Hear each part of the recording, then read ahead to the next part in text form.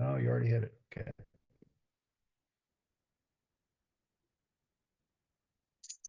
Okay.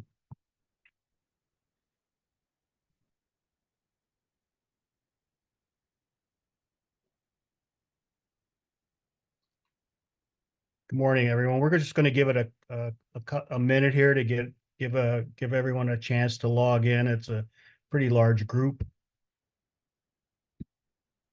My name is Ed Cook, and I am a SCORE volunteer here in Canton.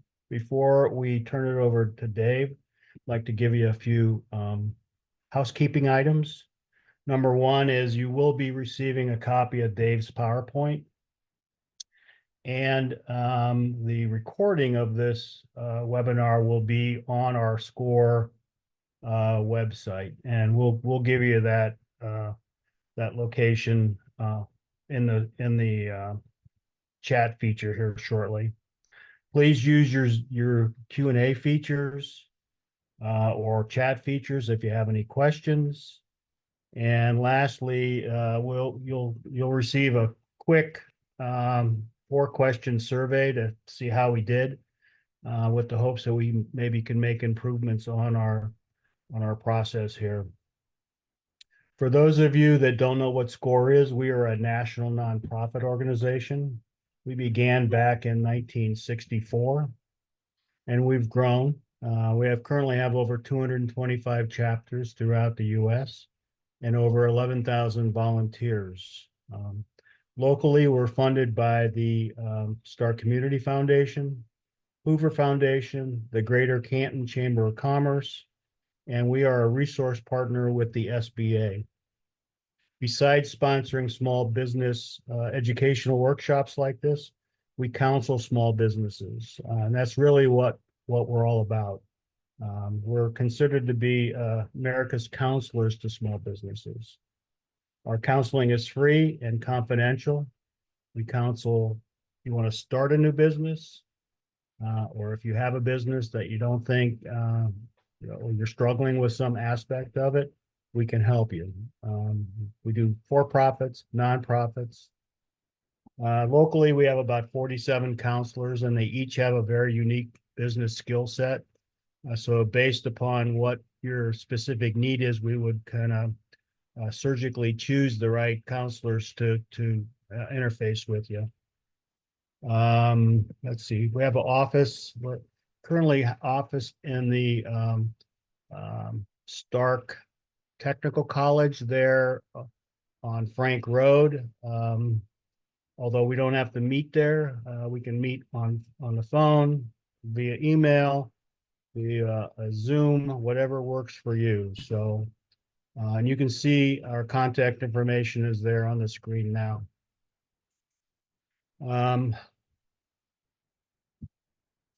David's done about 4 of these for us over the years. And just I looked up School of Podcasting. I just Googled it. I suggest you do it. It kind of gives you a little more detail on what Dave can do for you. A lot of information. He talks about common mistakes. He talks about what you'll learn at the School of Podcasting. Dave himself is quite accomplished. He's considered a Hall of Fame podcaster. He's been doing this since 2005. He tests systems and tools. He's appeared in over 3,000 episodes and has been downloaded 3 million times. A couple years ago, he was a winner of the People Podcast Award in the technical category. And in 2018, he was inducted into the Academy of Podcasters Hall of Fame. So he definitely knows what he's talking about. So with that, I'm going to turn it over to Dave. Dave, it's all yours. All right. Thank you, Ed.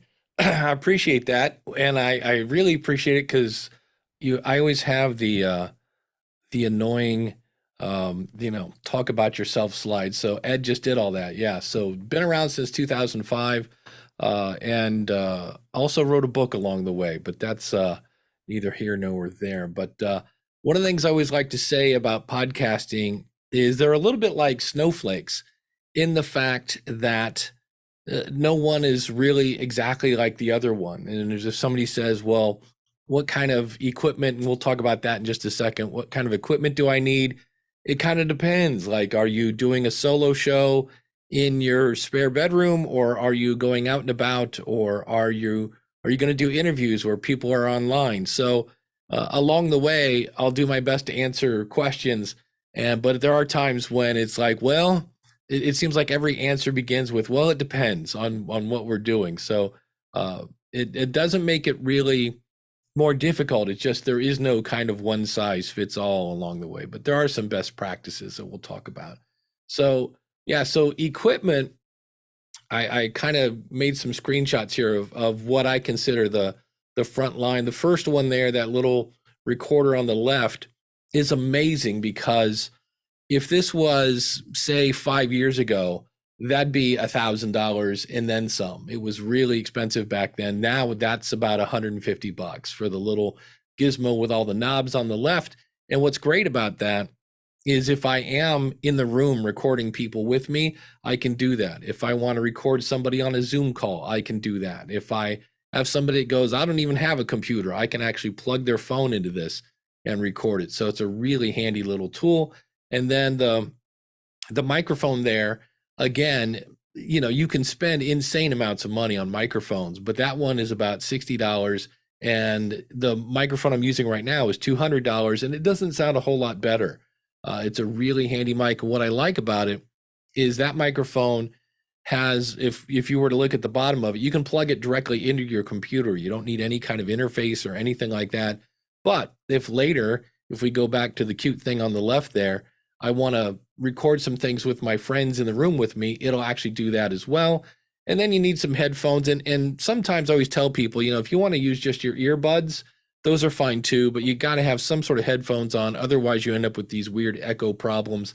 And then I always say you need some sort of microphone. I have a fancy one that bolts to my desk, but that little stand right there will, it's a great stand. It's really sturdy. So if you need it, it's a weapon as well. You could take somebody out with that microphone stand. But the beauty of that is when you add all that up, it's really not that expensive. In fact, I usually tell people it's less than an Xbox.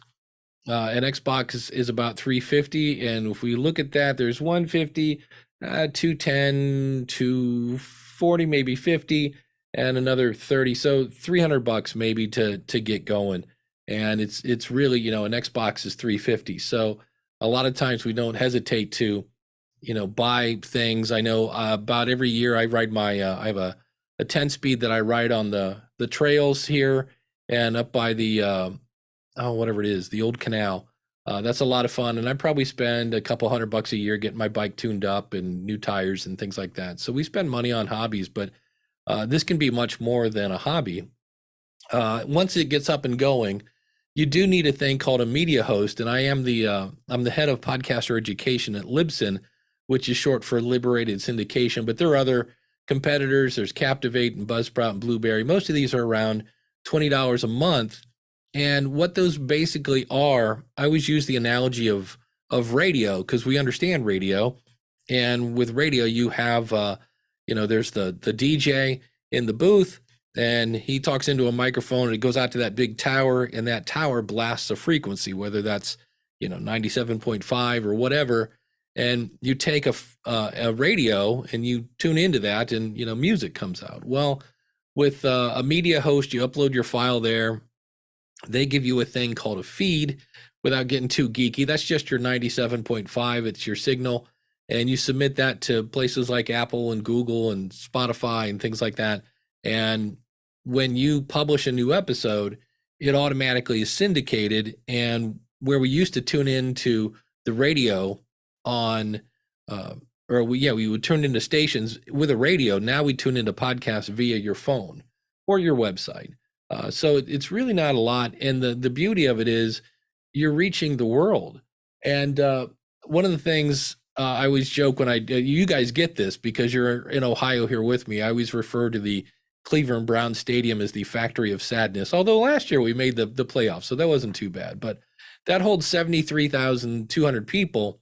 And if I said, hey, if we can have all the podcasters come down to the 50-yard line or something like that, there'd be 37 people, because for every roughly 2,000 people or 2,000 bloggers, there's one podcaster. And so if you want to stand out, this is a way to do it. And what's kind of interesting about that is, just by starting a podcast, you're going to be seen as an expert. I used to do a weight loss show. I thought if I would, kind of hold myself accountable and start off by announcing my weight, it would help. And it did. I lost some weight, and then it turned out it was right there. I didn't lose it, and it came right back. But I would say at the beginning of the show, I would say, I'm not a doctor, I'm not a trainer, I'm just a person like you, down in the basement trying to lose weight. And I would get these insanely detailed questions like, my red blood count is this and that. I'm like, I don't know if you heard me, but I'm not a doctor or a trainer. But because I had a podcast, people thought I was this big expert. So that's what's kind of fun about it. You are going all over the world. And so this is from my School of Podcasting show, my stats in Libsyn. And I can see just how many, and this is just the first page. This goes on and on and on. And that's one of the things that really hooked me into podcasting, is when I first started, I'd been going for maybe 2 weeks, and I got a voicemail from a guy in Nuremberg, Germany. And I was in Mogadore, Ohio at the time, out there with the cows. And I'm like, wait, I'm in nowhere, Ohio. And some guy in Nuremberg, Germany, not only found my show, but liked it. And so you are reaching a global audience. And then we were talking earlier how podcasting just keeps growing. I mean, every year in the early years, and if we go all the way, this particular chart only goes back to 2013. If we go back to 2005, you'll see where every year it just keeps going up and up. And the only one where it went down is 2022, and that's because everybody went back to work after COVID, and that kind of took our numbers down a bit. But you can see here between 2023 and 2024, we went up 3%. And that's usually typically it, somewhere between 3 to 5%, and it just keeps going up every year. And I believe that particular stat that we're looking at from Edison Research, I believe that's just the US. So it's, if we throw in the world numbers, I know right now in Brazil, podcasting is taking off, where it's been going bonkers in the US for years. Other countries are really starting to take off as well. And so if you're asking yourself, well, why should I do a podcast? Hey, Dan, can I Oh, break yeah. in for a second? Jump right in. Yeah, there's a lot of questions around the equipment. Yeah.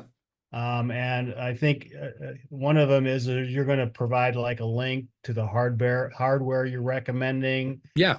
Is it buried somewhere in your PowerPoint?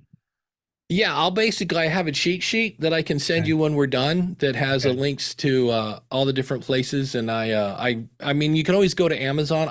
There's a company called Sweetwater, and their prices are just as good. You still get free shipping without having to give them $150 a month. And they also add an extra year of warranty to whatever you buy. Okay. Yeah, they were asking about the first device there with the dials on the left, and then what kind of camera would you recommend? So there a lot of equipment chats. So yeah, camera is video itself. I have a slide on this at the end.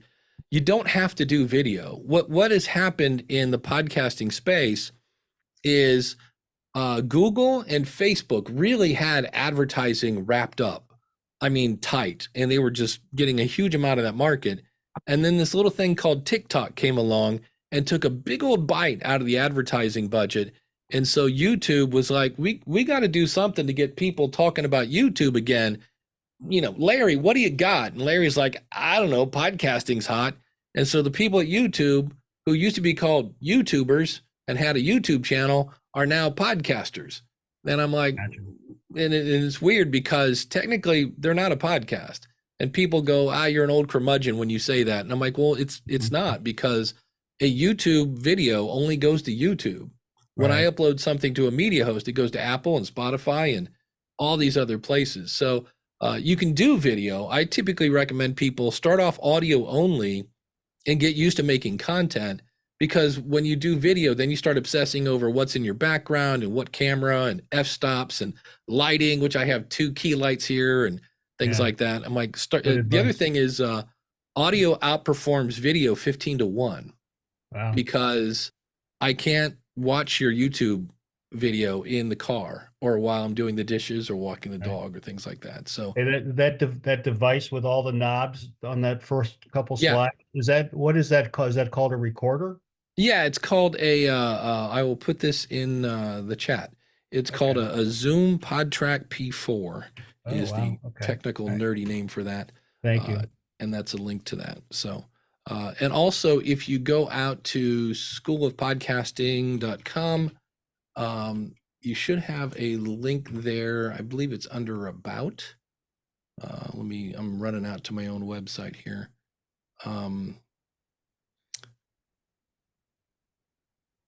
Yeah, under About, you'll see where it says My Gear, and that Okay. has a Good. link to a webinar I did just on gear, and then all the fun-filled stands and cables and pop filters and all the other fun stuff. So And that's again, schoolofpodcasting.com. yeah, schoolofpodcasting.com/my gear Okay. will Okay. take you Cool. to that. I'll put that in the chat Thank you room. very much. Any other questions before we Nope. Okay. Well, that's good.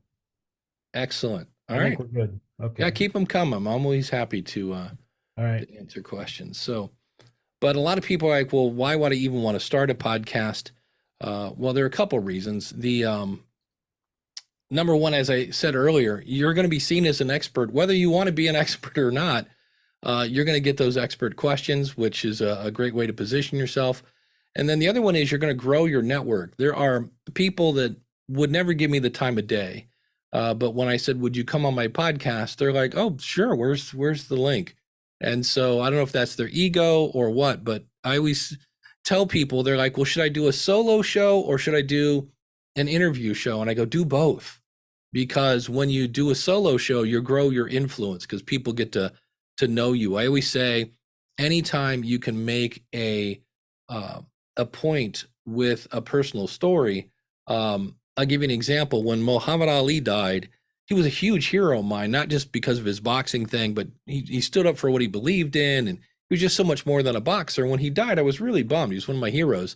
And so, but I do a podcast about podcasting. So what I did was I said, here are whatever 5 things you can learn from Muhammad Ali. So I was still talking about Muhammad Ali, but I was still talking about podcasting. And it was like, okay, number 1, totally unique. Number 2, talented. Number 3, always promoting, et cetera, et cetera.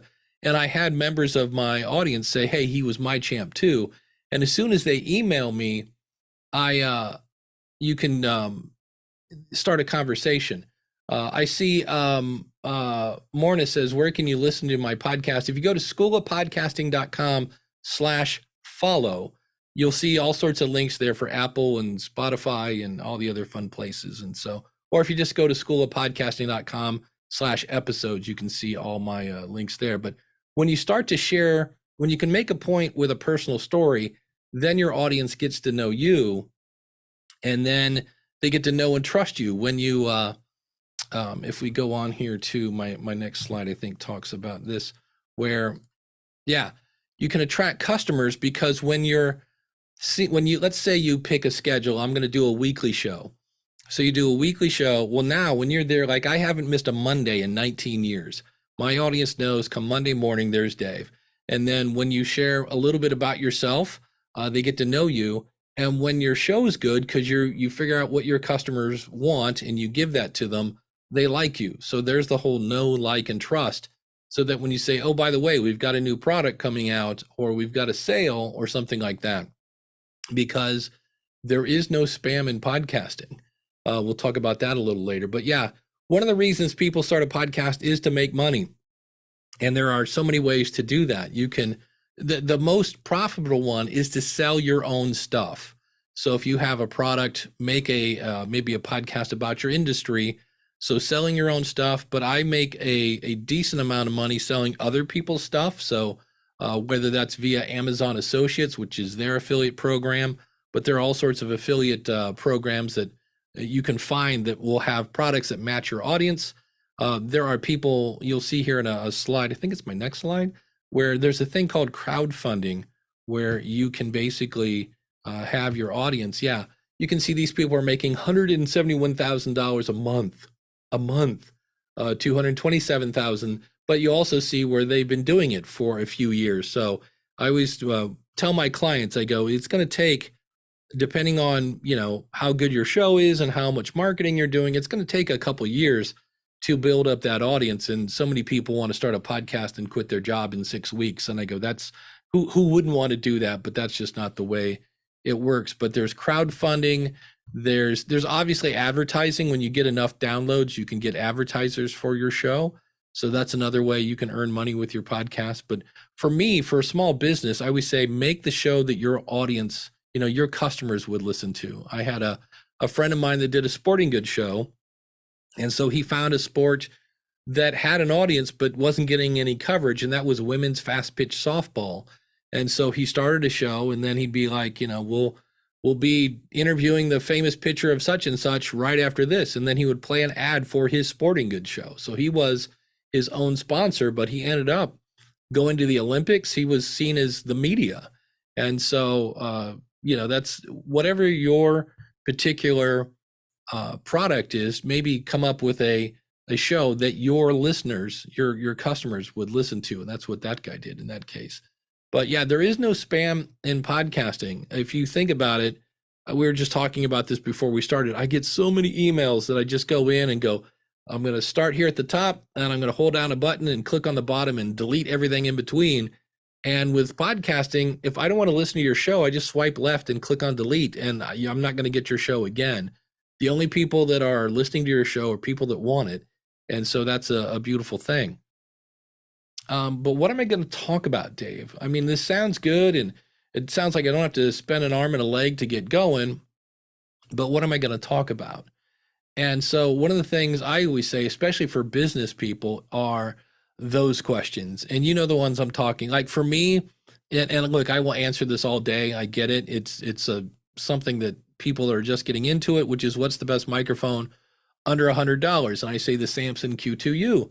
And but that's a question. I had a friend of mine that was doing a real estate podcast, and he went hyper local. He did a show about kind of his neighborhood and his city, and then he was the sponsor.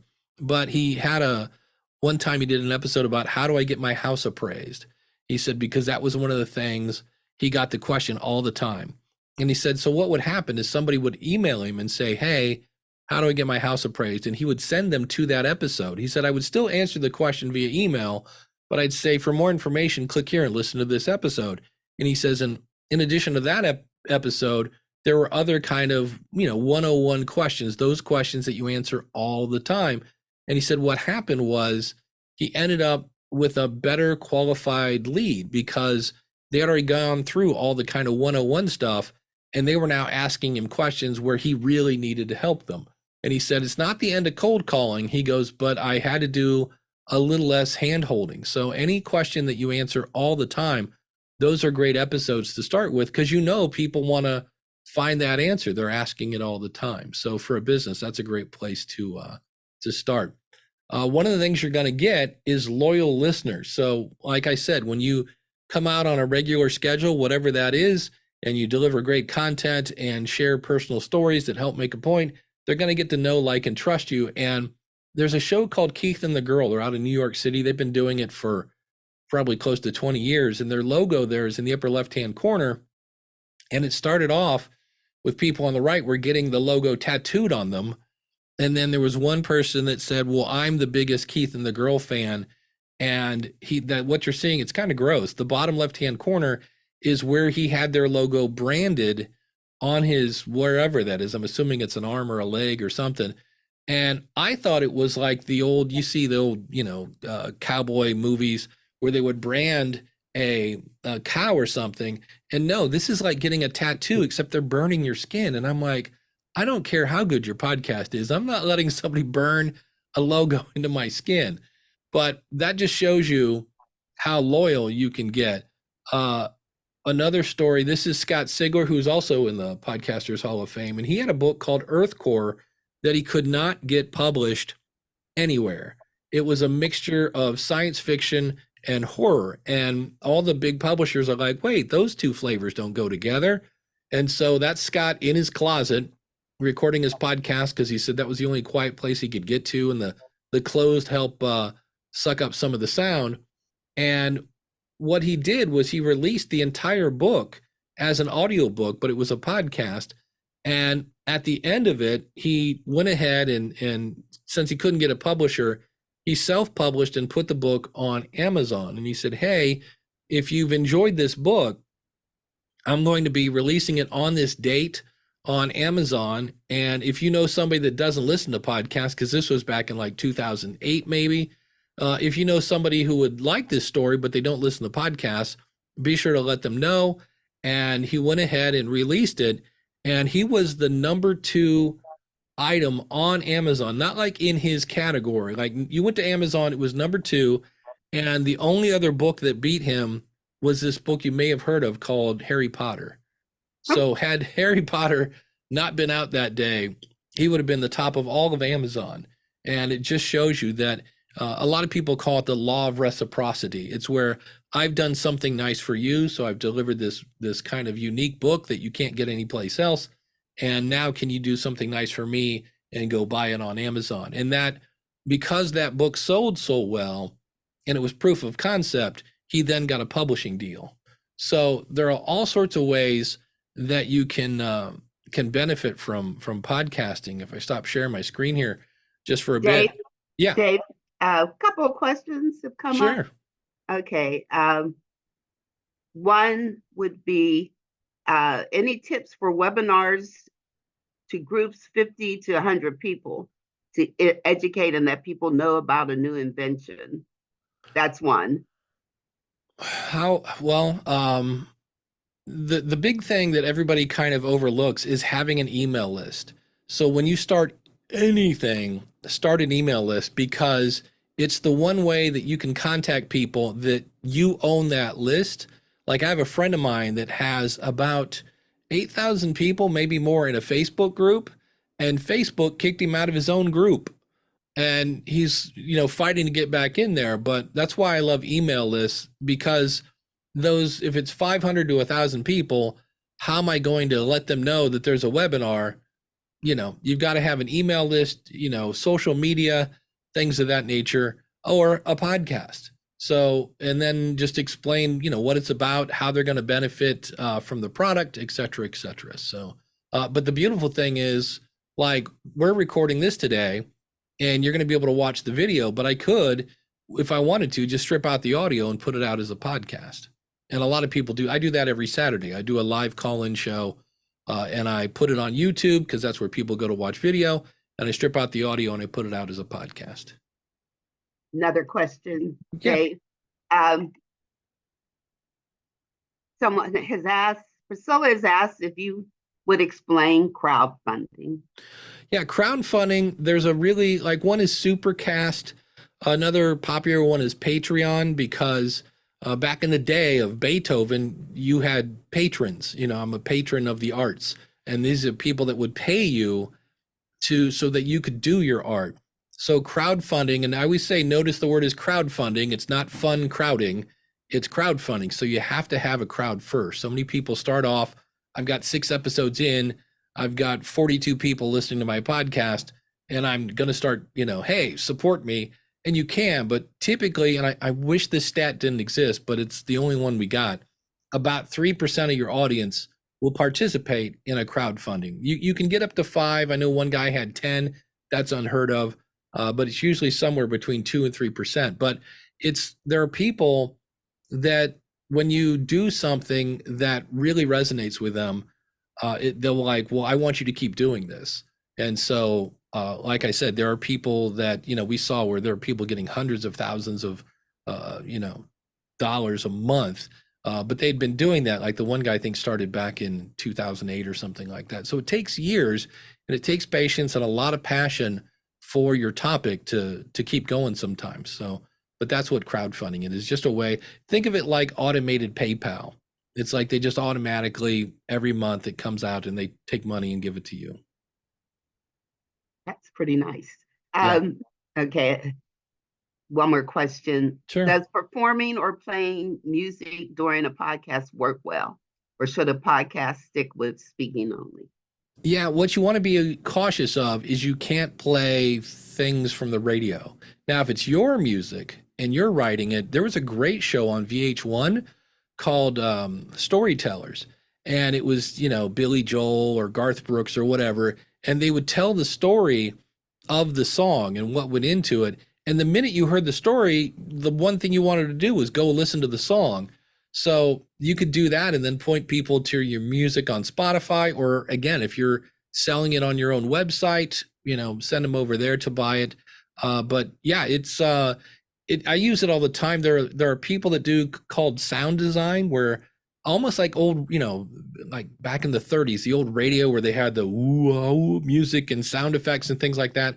That's actually kind of come back. There are people that are doing podcasts that are a little bit like, old radio shows where they've got the sound effects, and they call that sound design. And that's where music sometimes can really set the mood. I forget, there was something on YouTube where somebody took like one of the shark scenes out of Jaws, and they put this like happy music behind it, and it just didn't work. But when you keep the original, music can really be a great mood setter. I lied about that being the last question. That's all right. Keep them coming. Okay, this one is from Christina. She asks, once your email list gets big enough, is there an email management system or program you recommend? Yeah, I use a couple. One is ConvertKit. I'll put that here in the chat room. There's another, there are a few. MailerLite is another one. That one, they're all good. It's what happens, they give you like, you get 1,000 people for free, and 1,000 is a lot of people. And what I do is I look at, okay, but what happens when I get that 1,000 in first person? Like, what's my bill going to be? And so MailerLite, I think, is a little cheaper than ConvertKit.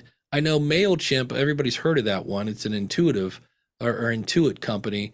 But when you go non-free, it hurts a little bit. So, but those are two that I recommend. Okay, just a couple more. Sure. Okay, what is the best plan? This is from Dr. Danielle. What's the best plan to record and maintain a cadence of bi-weekly episodes?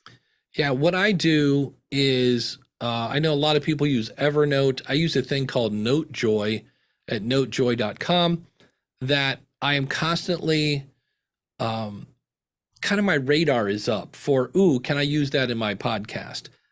So, because some of your best ideas come when you're in the shower. And so you get out of the shower because you're relaxed and your brain's just going to town. So a lot of times I will get off, dry off my hands, grab my phone and say, this would be an idea for a show.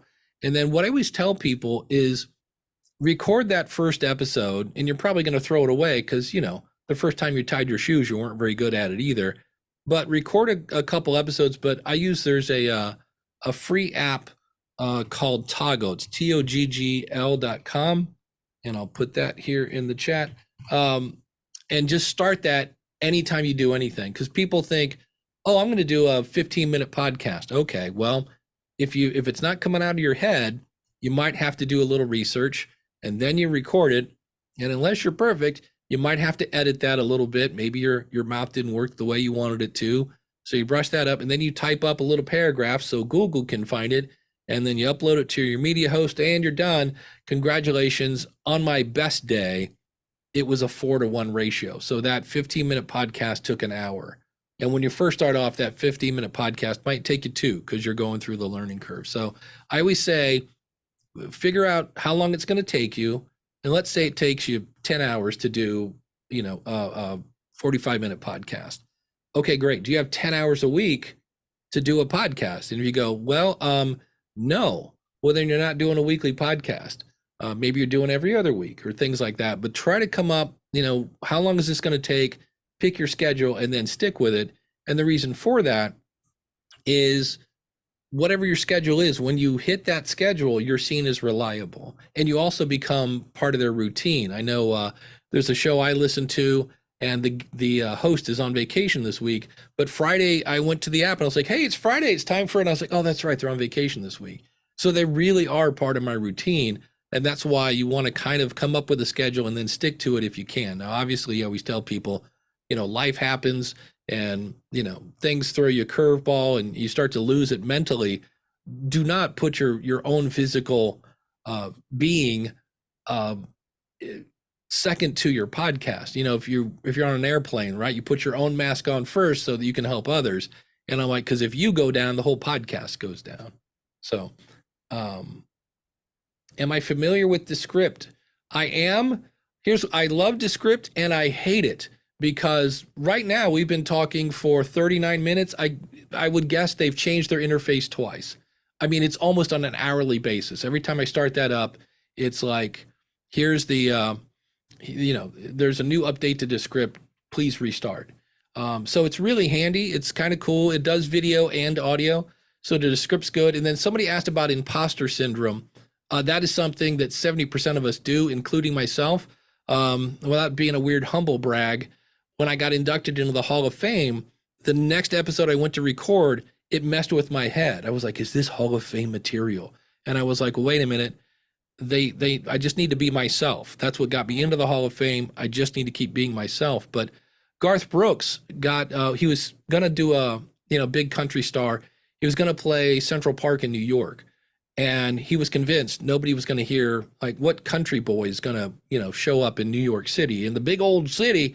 And long story short, he closed the curtains, was convinced nobody was going to show up, even though they gave him like the key to the city and here's a platinum record and the best-selling male author, whatever, all these big awards. And he's in his hotel room, curtains pulled, convinced nobody's going to show up. And his road manager came in and said, hey, Garth, he's like, there's nobody here, is there? And he goes, no. He goes, they had to move the barricades. He's like, because nobody's here. And he's like, no, there's 800,000 people out there 20 minutes ago. They had to move things. And he goes, wait, you're telling me there's 800,000 people here? And he said, no, Garth, I'm telling you there were 800,000 people here 20 minutes ago.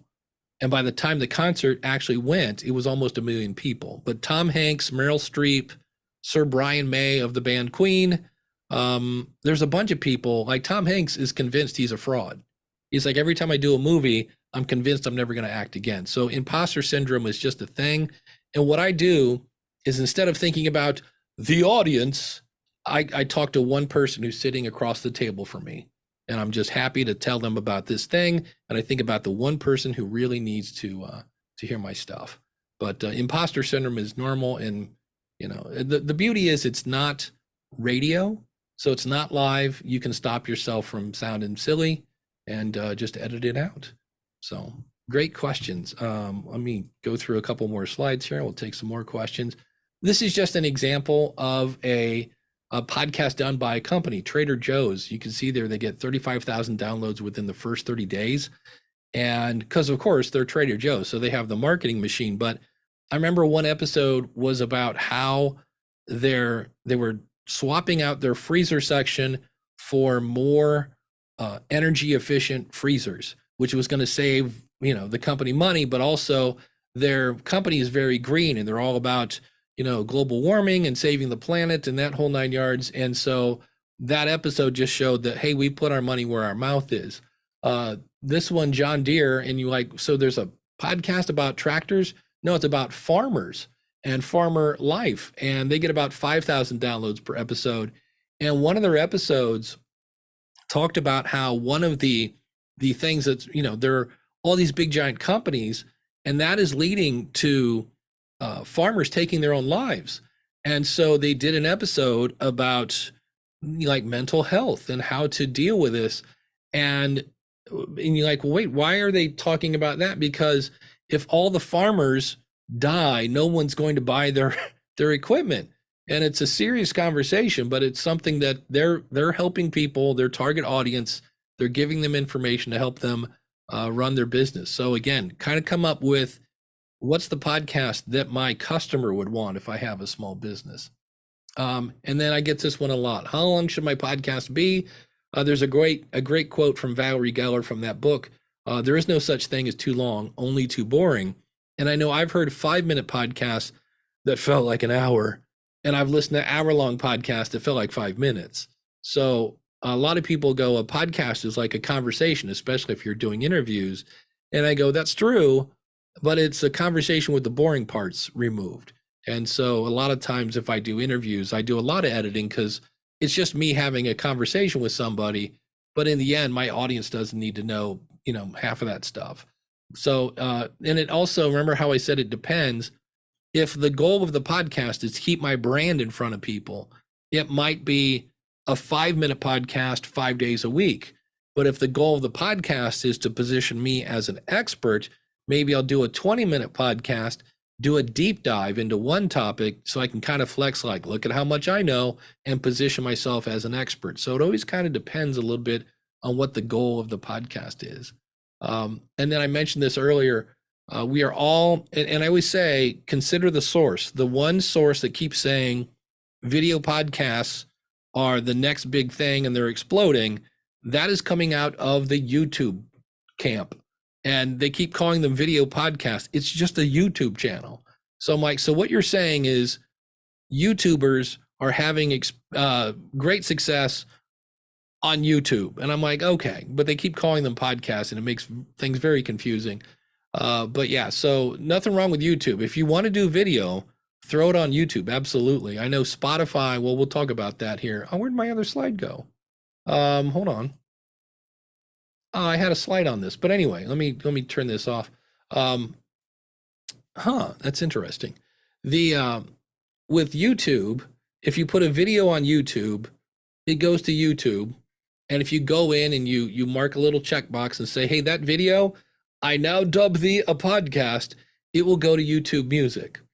If you upload a video to Spotify, Spotify loves to do things that work on Spotify. They kind of have the nickname the walled garden because they'll come up with a new feature, but instead of working everywhere in podcasting, it only works on Spotify because they want you to come to Spotify. So a video podcast on Spotify only goes to Spotify, where if you want to do video in a podcast, there are places like I mentioned Libsyn, Podbean. There are a couple other ones where you can actually upload video, and that will go to Apple Podcast. There's a really popular app called Overcast, and there are a couple other ones, but most people go, well, a video file, especially if you're doing 4K, and I do not have a face for 4K. I don't want that. But those files are huge, where an actual audio file might be 50 megs. A 4K video is 2 gigabytes. It's huge. And if I have to host those on a traditional podcast media host, it's a lot of money. Your bill went from $20 a month to $80.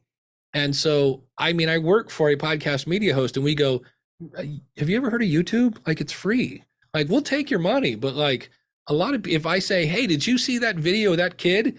You're not going to Spotify, you're going to YouTube to find that video. So YouTube is kind of, the place for video. It's just funny now that they're like, oh, and they're podcasting. We go, no, they're not. That's a YouTube channel, but that's YouTube. So any other, I thought I had one more slide that explained that about video, but other than that, I did have some questions. And just in case here, let me go back to, that's really odd because I just looked at that last night. But yeah, if you have any questions about podcasting, and I'll sit here all day and answer all the ones you guys have. I am from the School of Podcasting. What do you get there? Step-by-step courses, an amazing community for networking. We have comedy writers, we have retired pastors, we have psychologists. It's always fun. We just had somebody, she's a flight attendant, and she's starting a podcast because she wants to practice her English and share stories about crazy things that happen on planes. And then you also get unlimited one-on-one coaching with me. So, and people go like, what do you mean by unlimited? I'm like, well, you know how your cable company has unlimited bandwidth? And they go, yes. I go, you go to my calendar, and if there's a spot available and you want it, you take it. And they go, but what if I want something on Wednesday? If the spot's available, take it. So far I haven't run out of problems with that. But yeah, if you are so inclined that if you point your phone at that little squiggly line on the right there, that'll take you over to my website where you can subscribe to that and listen. But let's go back and answer some more questions here. Do you recommend ads before, middle, or after the session? I'm not a big fan of pre-roll ads. They're pre-rolled ads, so And now there are a couple that I will tolerate. If somebody says, this podcast is brought to you by your local Score affiliate. For more information, go to, website.com. Right? That I can tolerate. It's when you put 3 1-minute ads before the show even started.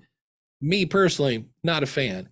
I put my ads, I used to have them at the end. And by ad, it's just me going, hey, if you want to start a podcast, go to School of Bot. Well, I've found that once you get towards the end, the minute you say, hey, thanks so much for tuning in this week, they're gone. Like, it's the minute they hear that this episode is over, they're out. So I now put any kind of advertising in the middle of the show. And I usually kind of tease it. I'm like, hey, today we're talking with Stephanie about her podcast. When we come back, you'll hear what I thought about her website. And then it's a quick 30-second ad for me. The thing I always say is radio right now is 30% ads.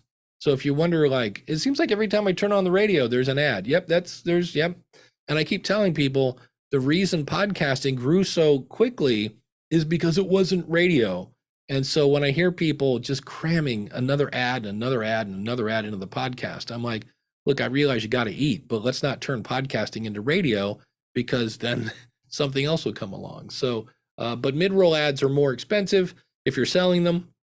And when it comes to, said the guy who wrote the book on podcast monetization, don't just sell the ad. Go, oh, it's X amount of money per episode for the advertisement, X amount of money to be featured in the newsletter, and X amount of money to be featured on the website. Oh, and it just so happens I'm having a special right now. You can buy all 3 with a minimum purchase of 3 months, and for the low price of blah blah blah. So make a bundle, and that way it's the old trick. Would you like door number 1, door number 2, or door number 3? And they're all you. So would you like to sponsor the newsletter, the website, or the podcast? Because at the end of that, you end up getting money on all those. Should solo and interview podcasts be under the same podcast, or should they be separate? No, it's the same. It's because they come for you. Like, they will sign up for the topic.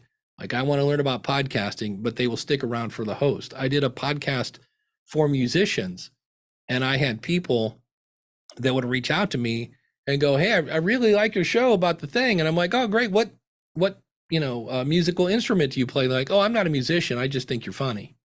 And I was like, wait, what?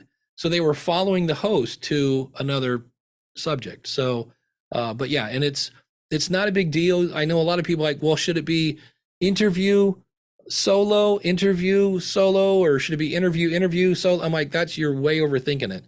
As long as you deliver value, they don't care. And to me, value is you're going to either make them, because what I did was I sat down for 2 weeks, and every time I consumed something, whether it was a book, TV show, radio, whatever, I'm like, why did I do this? And it either made me laugh, it made me cry, it made me think, it made me groan. So there are those TV shows we watch just to see if that guy's still an idiot. Yep, he's still an idiot. So laugh, cry, think, groan, educate, or entertain. And when you can do more than one of those, so I like John Oliver on HBO, he talks about stuff that should be on the news. He's a comedian. Why are we getting our best news coverage from comedians? I don't know. But he's a comedian, and he talks about things that the government's doing that they shouldn't be, but he's making fun of them the whole time. So I'm laughing, I'm being educated, and it's information I can't get anyplace else. That's another thing too. So any suggestions for a nonprofit focusing on housing the homeless, veterans, and seniors? Yes. I reached out about 10 years too early to UNICEF, and I'm like, look, you guys are helping people. Like, go out and interview the people you helped and explain this is the benefit of giving to UNICEF.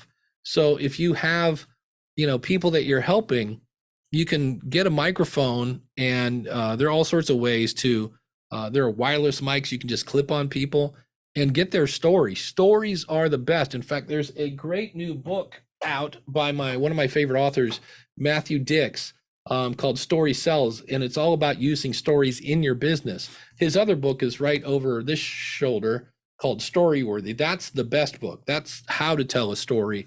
This one's how to tell good stories in business. And so when you can take the stories from your nonprofit of how things are working, or in some cases, like, we used to be able to help these people, but our donations are down, and now these people are going to be out of luck. Well, it's going to tug at people's heartstrings, And yeah, just get those stories out there of what you're doing, because everybody loves stories, and then they'll hopefully be inspired to like, oh, well, that sounds like something I want to be part of. And they'll start, and then make it easy to donate. So many people are like, oh, go here, click on this, set up an account. Like, no, just click on PayPal and give me some money. How do we get access to this? We'll hear about that when we get done. The QR code, yeah, I just put that on the screen. Let me throw that back up there. Or you can just go to School of Podcast. I believe that takes you to schoolofpodcasting.com/follow, which will be where you can subscribe to this show. But let me know if you got that. We got another. Oh, good. I can look at the chat and this. What are those books again? Okay, yeah. Let me throw this one in here, and I'll put this in the. I'll update my cheat sheet and give that to. It helps if I would spell this right. There we go. That's the first one, Storyworthy by Matthew Dix. And if you just follow that, you'll see his other books there in the chat.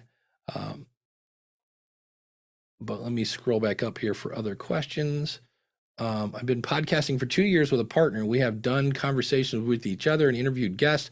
I found that getting this podcast out for my audience or prospective audience has been very frustrating. How would you recommend getting more listeners? What a great question. First of all, this is the thing that nobody does. And I get it kind of, but I don't. And that is, I will put out a podcast and then it doesn't grow.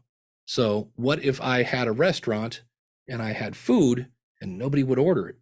Wouldn't you then go, well, hold on, maybe we should, let me try this. Is that okay? That's not bad. Maybe we should have somebody else drink this and let them know if they like it. And for whatever reason, podcasters are afraid to hear that maybe your baby isn't as cute as you think it is. But with that knowledge, they will then go spend all sorts of money on Facebook ads and things like that to promote their show. And I'm like, yeah, but you don't know if it's good yet. Like, stop and get some feedback. There's a guy I interviewed who was getting 300,000 downloads an episode. And he went to his audience and said, hey, he hadn't even launched yet, but he found some friends who would tell him the truth, because your mom's going to tell you it's great. Oh, look at you.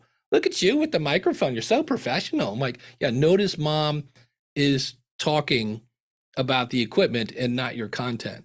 So 70% of podcasts are grown via word of mouth, not because you got cool artwork and a great microphone, because the content was good.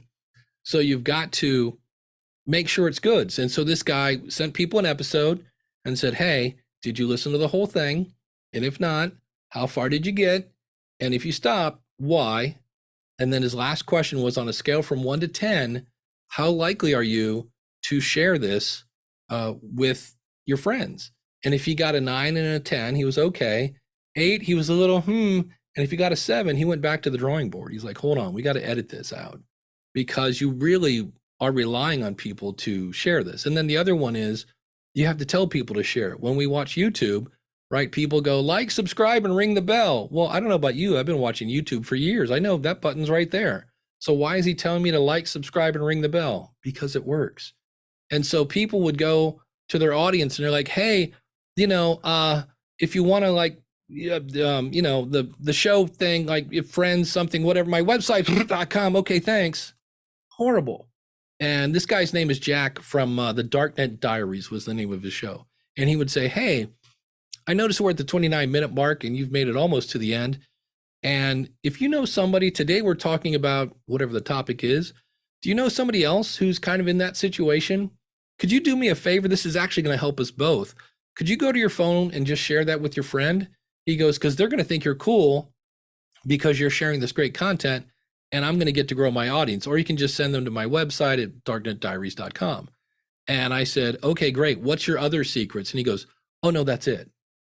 And I go, that's it. He goes, yeah, I just asked my audience to share, but I know it's good because he went through and asked people, hey, is this working for you or not? So there's that. Let's see. What software do you recommend for editing? I'm a huge fan because it's made for spoken word of a software called Hindenburg. And I asked them, I go, why did you name your company after an exploding blimp?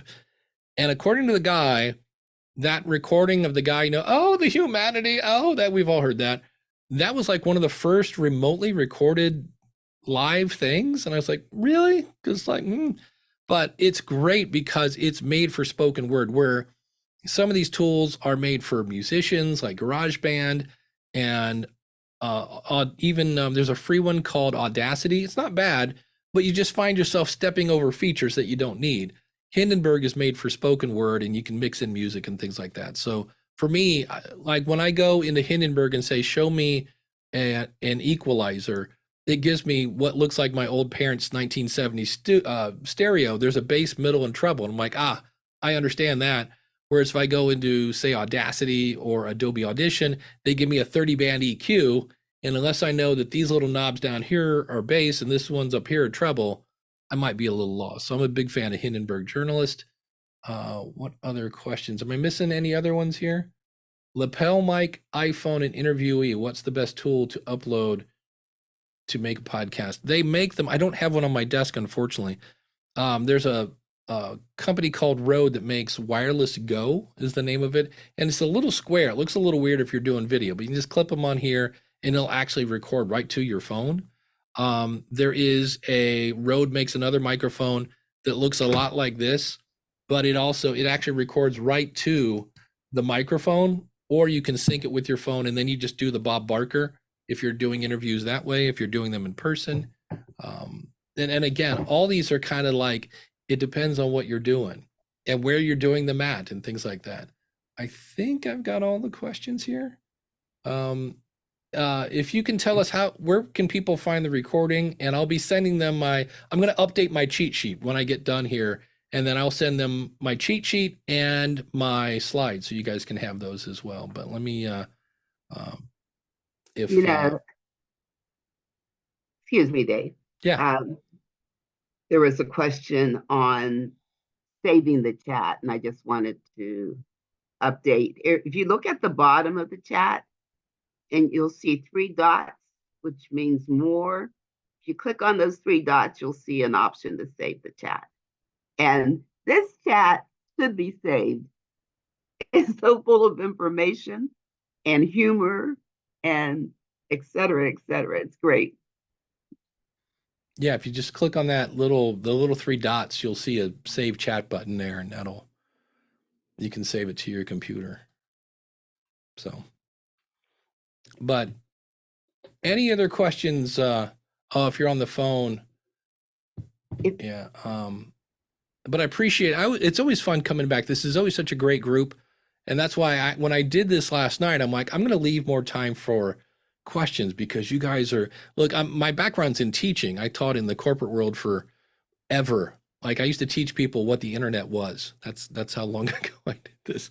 So I was like, I need to leave room for questions, because you guys always have a ton. And that's, as a teacher, that's what you want, is eager students. So anything else before we wrap things up? Well, Dave, just to reiterate, we will be sending out a copy of the slides, and as soon as we can get the recording uploaded to our website, we'll be sending a link to that. Excellent. All right. Well, that's all I had. I'll let you close this out if you have anything else you want to add. No, it's just when you said sometimes a podcast can be an hour and feels like a minute. That's what today felt like. It's so entertaining and full of information. Yeah, just to end with kind of a fun, because of my podcast story, I got hired at Chancellor University in Cleveland, where I was a teacher. Why? Because after the interview was over, they're like, what are your hobbies? And I'm like, oh, I play the guitar, I ride my bike, and I do podcasting. They're like, you do podcasting? Because this is like in 2006. So I got hired there. I got hired to be the head of podcasting for, at the time, the biggest event. It was called the New Media Expo, and it had YouTube and it had blogging and it had podcasting. And I got hired there because the head of that, and this sounds like humble brag theater now that I think about it, but anyway, he went to 3 media hosts and said, hey, our one guy quit. Who do you think should be the new head of podcasting for the New Media Expo? And 3 companies said, what about Dave Jackson? So it does kind of work as your own little resume. So if you're trying to position yourself as an expert, there was that. And I work right now at Libsyn, and I got that job because I knew a guy now that's the vice president. We used to do a podcast together. So that whole building your network and things of that nature really does come in handy. And then the last one that I always like to share is you never know who's listening.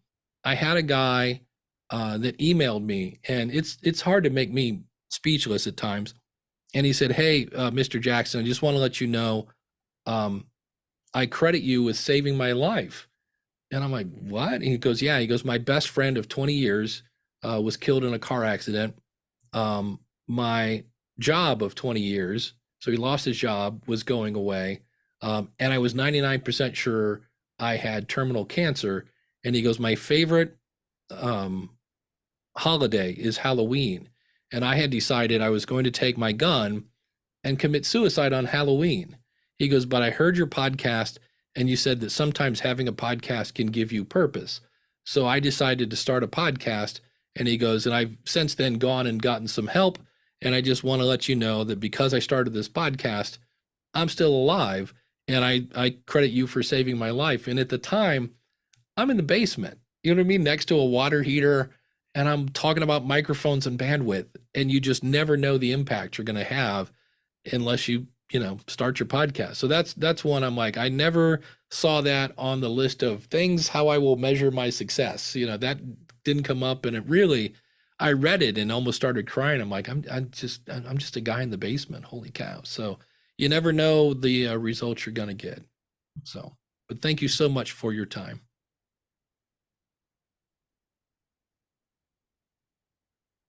Okay, Dave, I guess we'll end it there. Thank you so much. Excellent as usual. Hey, maybe same time next year. Yeah, it'd be great. Okay. You know where to find me. Yeah, we sure do. Yep. Take care. All righty. Bye-bye.